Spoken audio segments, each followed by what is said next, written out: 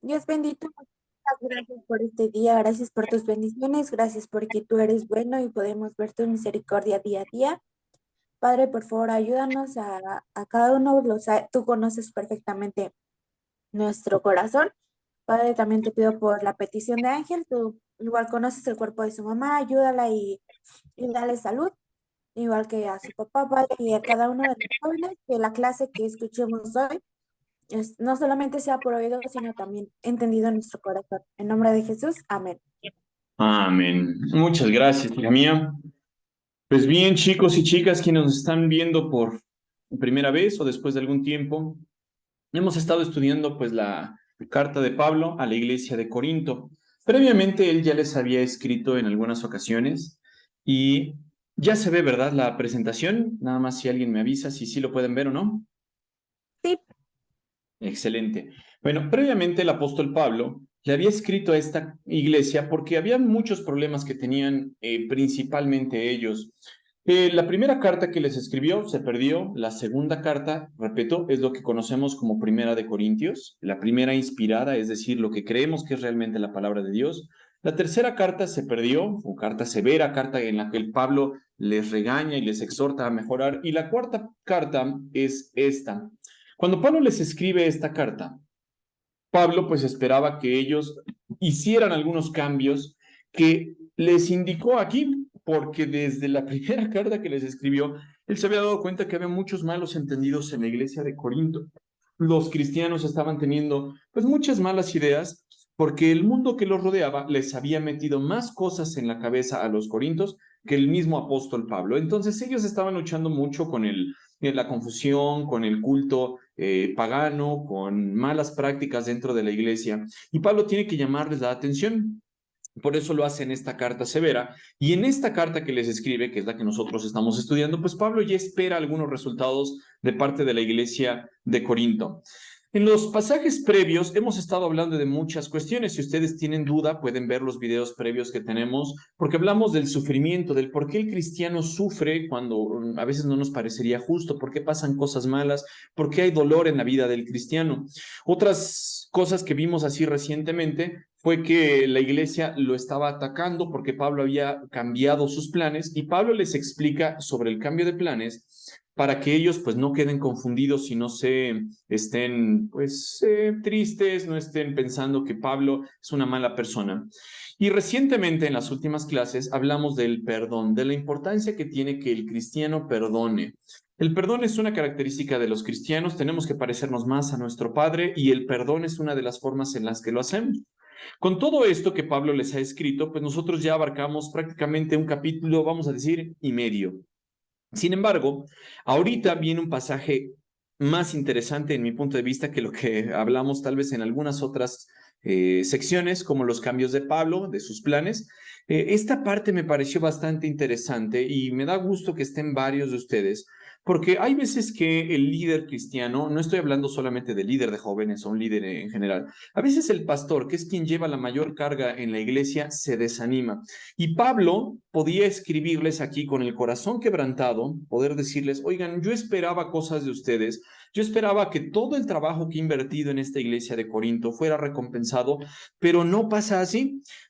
Pablo, por lo que vemos en el libro de Hechos, había pasado más o menos año y medio, 1.5 años, en esta iglesia ministrando, trabajando, sacrificándose. Pablo había hecho de todo porque la iglesia pudiera en este tiempo ser más parecida a Cristo, pero la iglesia no lo había logrado. Todavía había pecados tremendos en la iglesia, todavía cuestiones que ellos no habían entendido, pero lo principal es que este pastor que había sacrificado tanto y que había enseñado, todavía tenía oposición por los falsos maestros. Estos falsos maestros estaban tremendos porque a la iglesia le estaban metiendo ideas en contra de este pastor.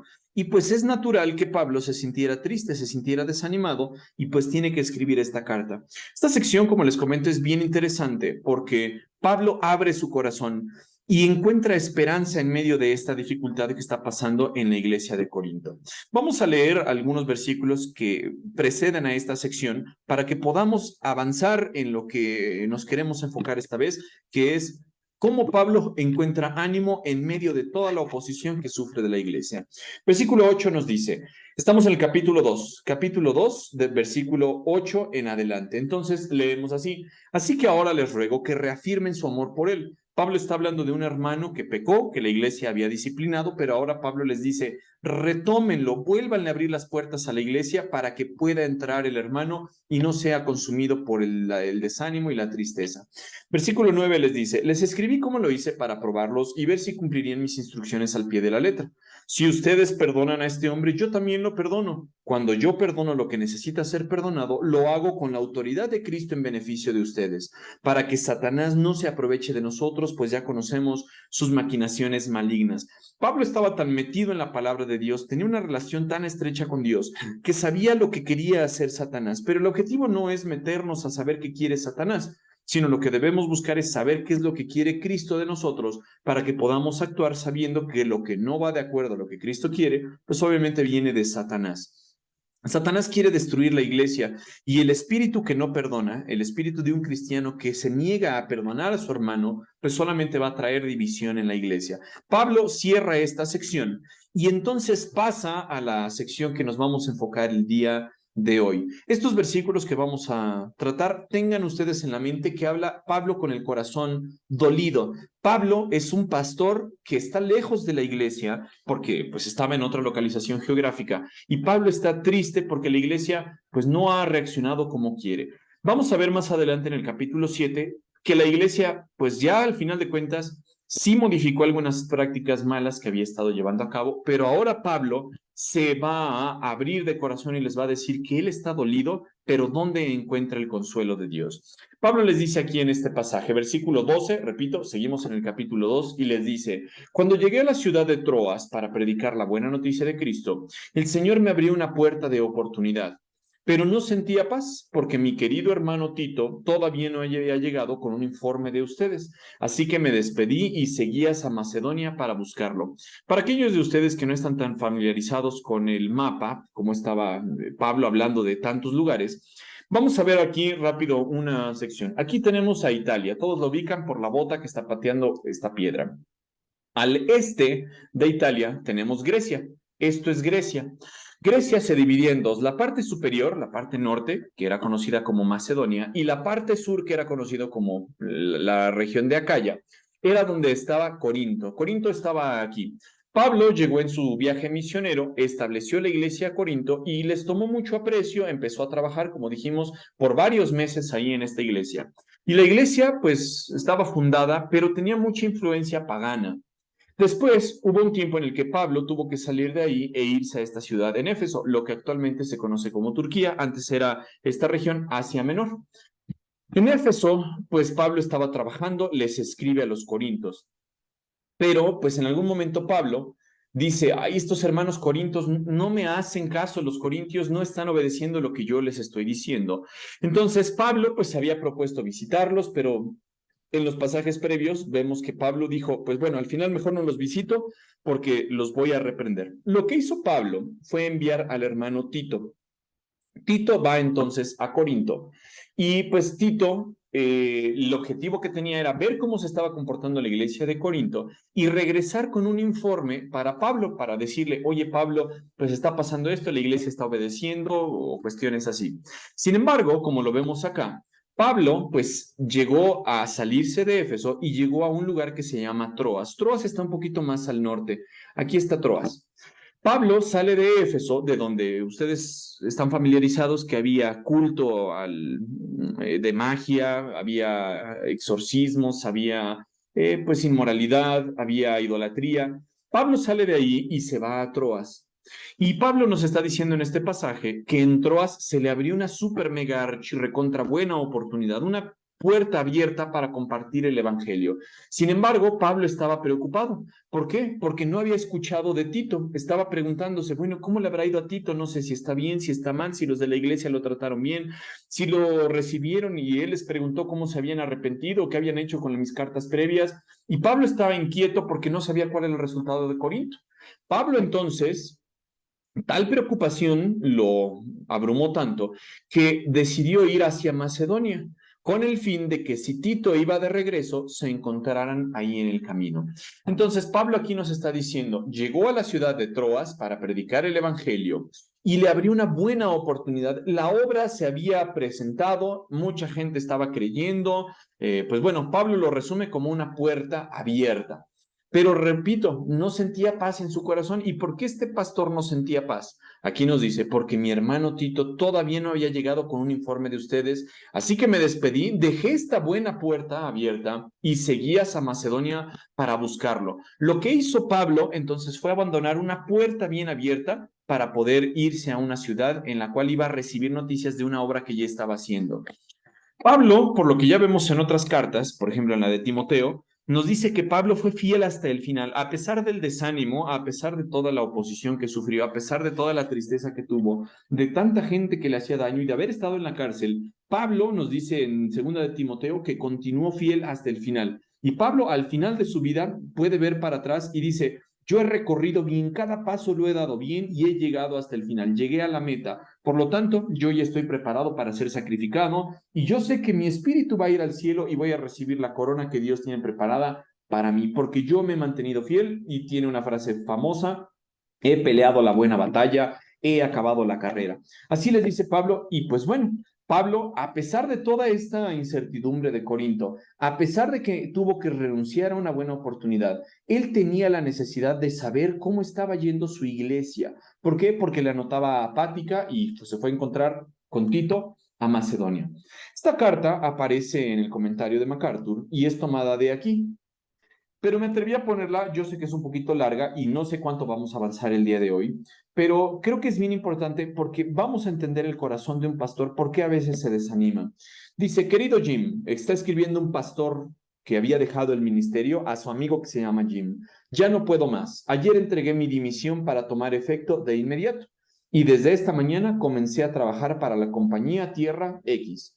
No voy a volver al pastorado. Creo que puedo ver en tu corazón mientras lees esta carta, que tu desilusión no es poca, tal vez también tu disgusto. No te culpo en absoluto, yo también estoy disgustado conmigo de alguna manera.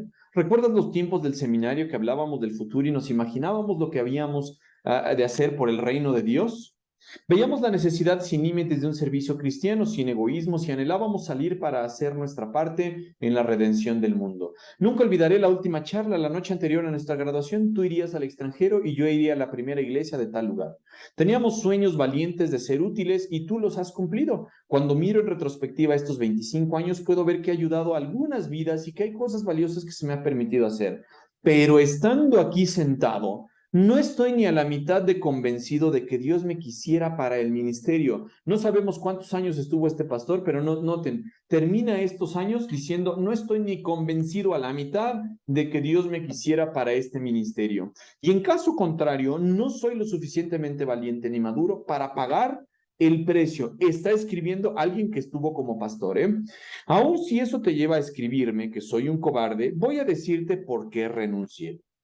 En estos años no me he encontrado con muchos cristianos dispuestos, consagrados y sin egoísmos. No creo que sea especialmente morboso o injusto en mi apreciación. Por lo que me conozco, no soy un amargado. A través de todos estos años ha crecido en mí la convicción de que al miembro normal y corriente de la iglesia le importa muy poco el reino de Dios y su avance. Noten lo que está diciendo este pastor por tantos años de servicio. Al miembro normal, a la congregación en general, le importa muy poco el reino de Dios y su avance, o el bienestar de sus semejantes. Son cristianos cuyo único fin es salvar su alma del infierno, pero no hay ninguna otra razón. ¿Qué hacen los cristianos promedio? Lo mínimo. Viven con tanta indiferencia como se atreven. Si creyeran que pueden ganar el cielo sin levantar siquiera un dedo por los demás, lo harían de inmediato. En todas las iglesias en las que he servido, nunca he conocido más que una minoría pequeña realmente interesada y devota a la obra de Dios. Se iba todo mi tiempo en empujar, presionar, urgir, persuadir a los miembros reacios de mi iglesia para que emprendieran algo, aunque fuera pequeño, por los demás creyentes. El pastor termina diciendo, porque le tuve que cortar algunas partes de la carta, si no iba a ser muy larga, el pastor dice, estoy cansado cansado de ser el único en la iglesia de quien se espera sacrificio de verdad, cansado de urgir siempre a los cristianos para que vivan como cristianos, cansados de planear la obra para mis ovejas para que después termine yo haciéndola toda o viendo que no se llegó a materializar, cansado de esquivar a mis acreedores cuando no debería necesitar hacerlo si recibiera lo que se me debe, cansado de la perspectiva aterradora de no tener ni un centavo en mi vejez. No estoy dejando a Cristo, concluye este pastor. Lo amo, debo intentar servirle aún. Júzgame con indulgencia, mi viejo amigo. No puedo soportar perder tu amistad. Atentamente, Guillermo. ¿Se dan cuenta del corazón de un pastor? El pastor espera cosas de la iglesia, espera ser feliz, espera que los ministerios que está trabajando, pues la iglesia se involucre, que la iglesia ayude a los demás, que las ovejas se cuiden, que los demás crezcan en la iglesia. Sin embargo, la gran mayoría de iglesias, como este pastor Guillermo dice, están llenas de cristianos egoístas, cristianos promedio, a quienes no les interesa hacer más que lo mínimo por Dios. Entonces, en la iglesia de Corinto, ustedes van a decir, Pablo, ¿cómo se sentía? Bueno, recordemos cosas que pasaron en la primera carta de Corinto, que es la primera carta inspirada que vimos en el curso pasado. ¿Qué estaba pasando en la iglesia? Un hombre en una relación incestuosa con la esposa de su padre, se metió con su madrastra.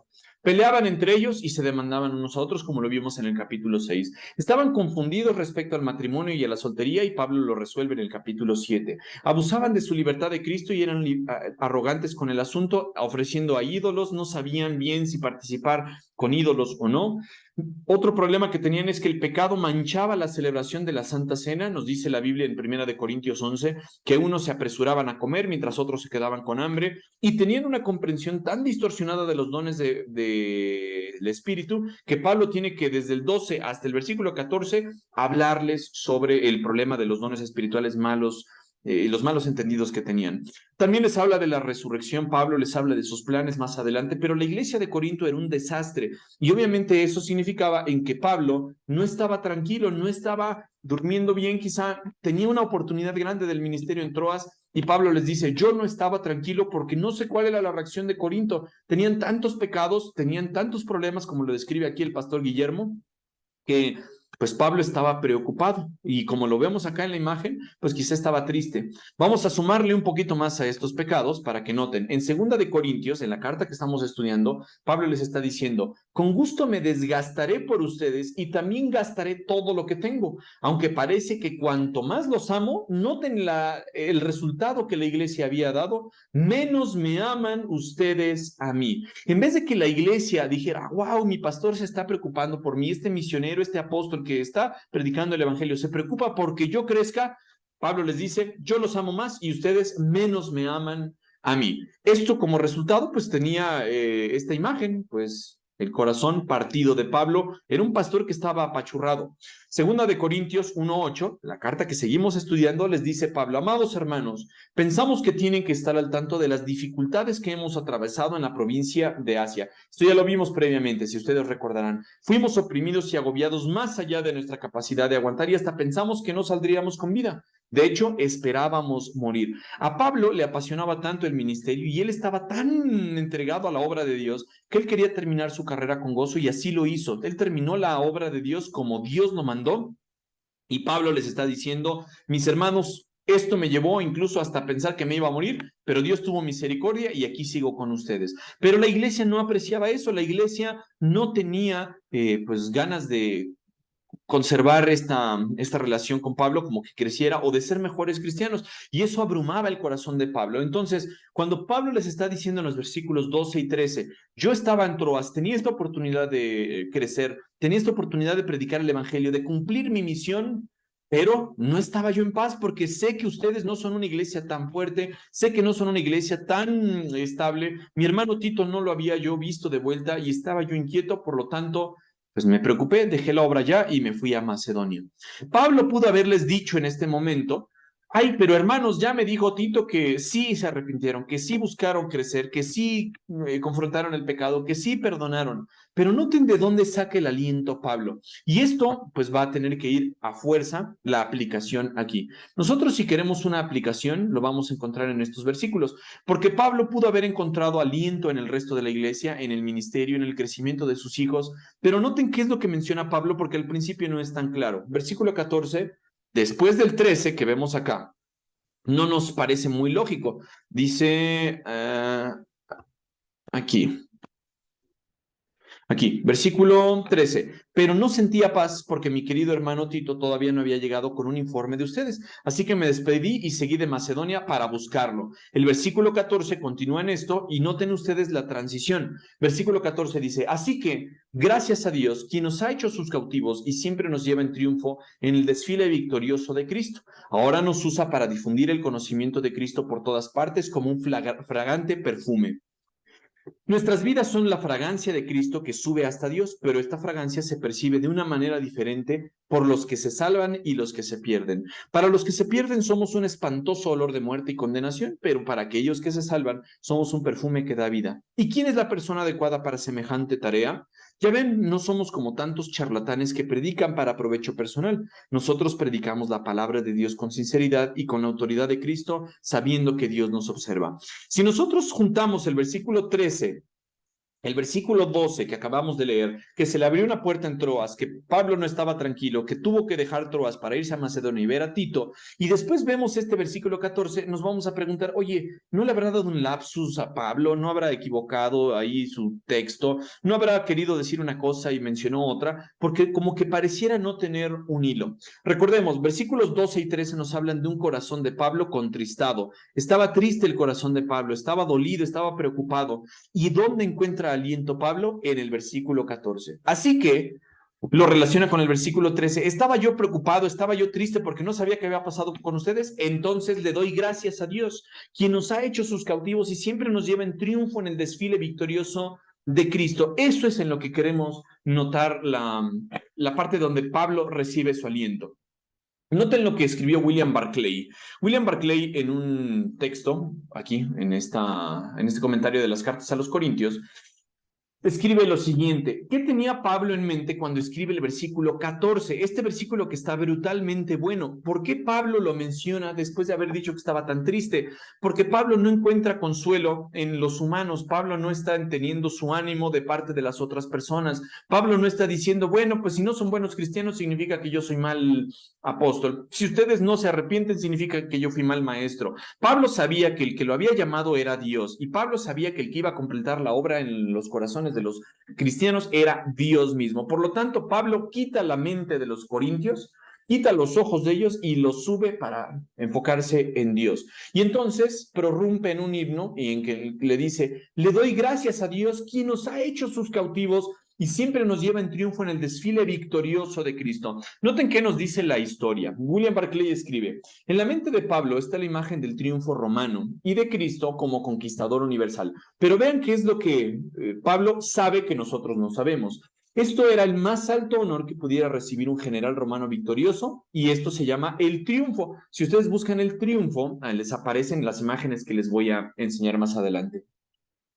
Para que el general romano pudiera considerarse un triunfador, tenían que tener ciertas características. Para ello debía satisfacer ciertas condiciones. Debía haber sido el comandante en jefe en el campo. La campaña debía estar completamente terminada. La región pacificada y las tropas victoriosas debían estar de vuelta en casa. Al menos 5,000 enemigos debían haber caído en un combate. Debía haber obtenido una extensión positiva de territorio, no solamente recuperar un desastre o repeler un ataque.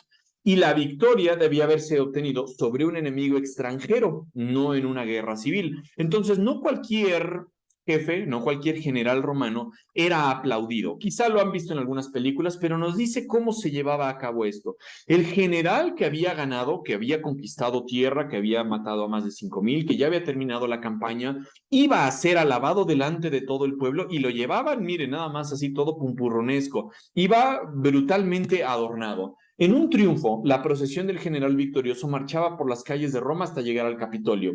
En el siguiente orden, primero pasaban los funcionarios del Estado y del Senado, luego los trompetistas, después el botín obtenido en el campo conquistado. Por ejemplo, cuando Tito conquistó Jerusalén, el candelabro de 7 brazos, la mesa de oro, el pan de la proposición y las trompetas de oro desfilaron por las calles de Roma.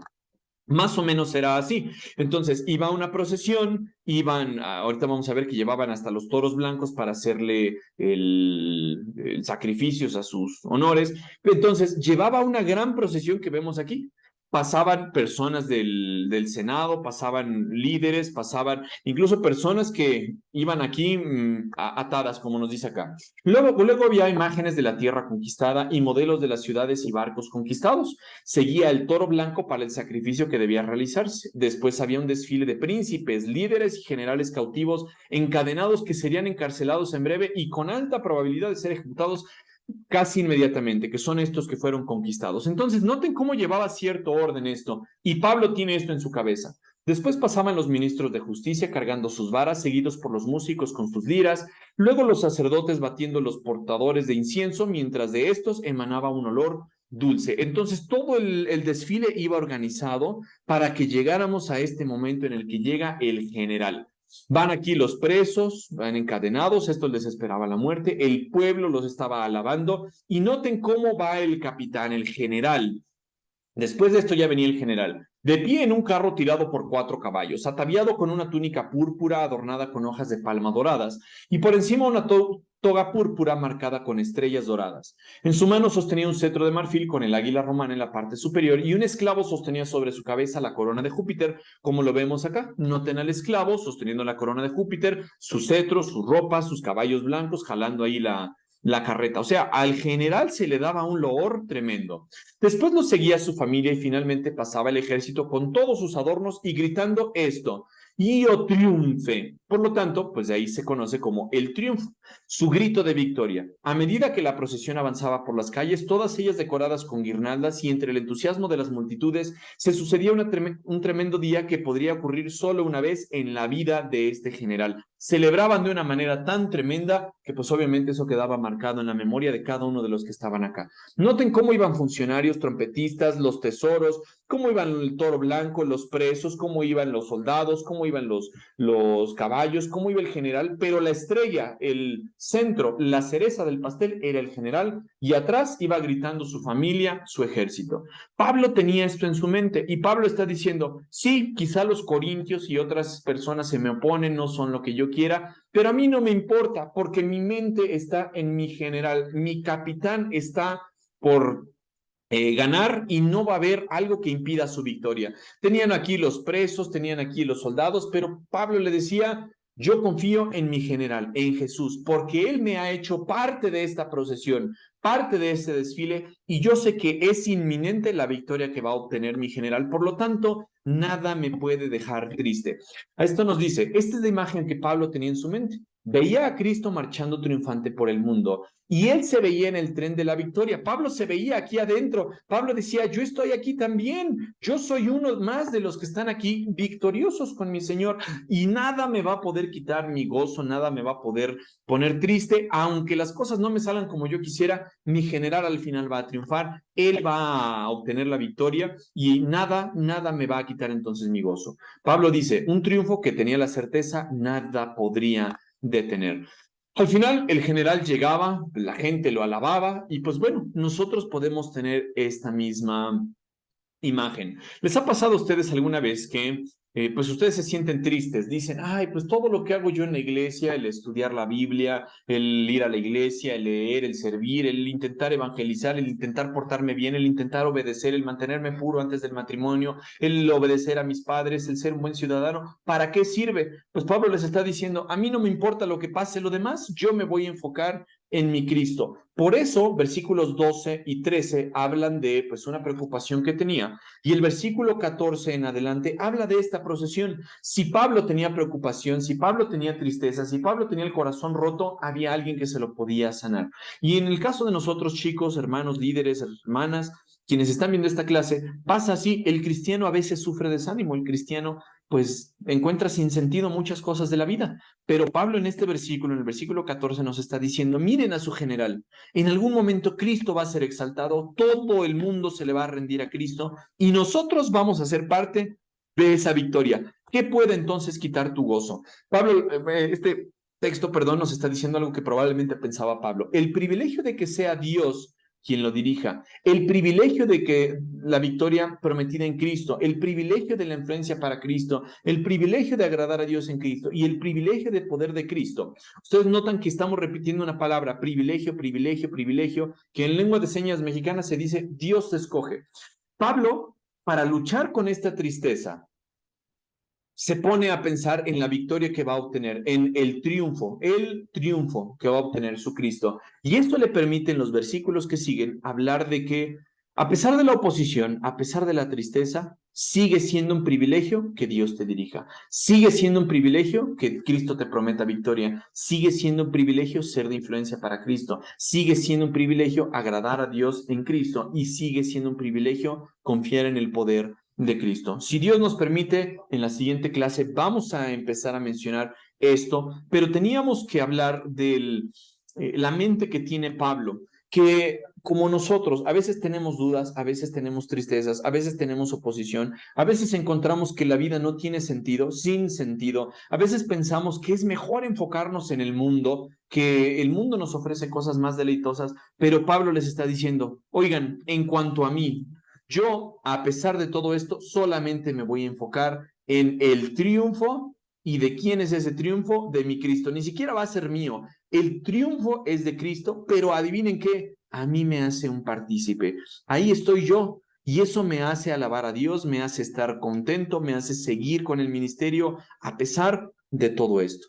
Si nosotros, imagínense, pensamos en que Cristo nos va a incluir en esto, ¿cómo cambiaría nuestra vida, nuestro comportamiento cristiano? Quisiéramos hacer lo mínimo, quisiéramos ni siquiera hacer nada en la iglesia, quisiéramos seguir con problemas, quisiéramos seguir desobedientes, o diríamos, híjole, lo que me espera en el triunfo de Cristo es tan grande, en el triunfo de mi Dios, que pues obviamente ya está decretado, pues nosotros deberíamos alegrarnos. Y eso es el punto donde Pablo obtiene su motivación, obtiene su alegría. Esperemos que eso sea lo que nosotros podamos obtener. Maura, ¿puedes despedirnos en oración, por favor? ¿Andas por ahí? Sí, claro. Vamos a orar. Señor, te damos gracias por esta clase, gracias porque tú nos has hablado y que podamos, Señor, llevarnos en nuestro corazón, Señor, y que dé frutos. Gracias por la clase, bendice a Mario, bendice a los chicos y a los hermanos que vayan a escuchar esta clase. Gracias te damos y así oramos en el nombre de Jesús. Amén. Amén. Gracias, Maura.